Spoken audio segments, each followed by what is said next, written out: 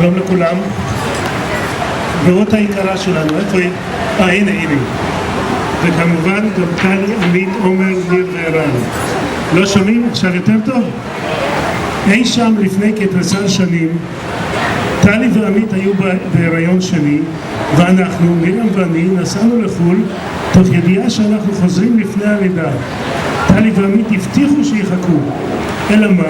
לא חיכו. רעות נולדה ב1.9.2000 ואנחנו פספסנו את הלידה.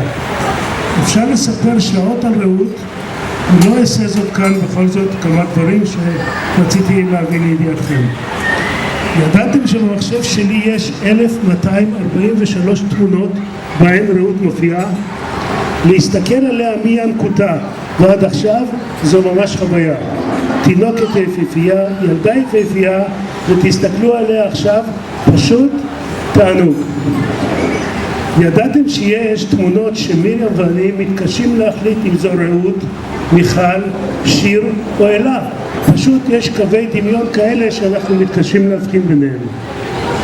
בגיל 4, בפסח 2004, רעות עמדה על כיסא ושאלה את הקושיות לבד בקול רם, ברור וצלול, וכולנו היינו מופתעים מהעניין הזה.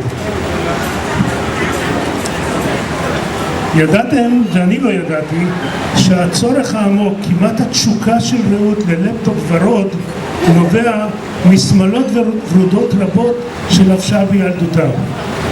אולי לא ידעתם עוד כמה דברים, אבל אנחנו בטוחים שאתם יודעים כמה אנחנו אוהבים אותך רעות, כמה אנחנו גאים בך וכמה אנחנו נהנים מחברתך. ולשלושת הגברים הצעירים במשפחה, שמרו על הגברת שבחבורה, מרים ויוסי.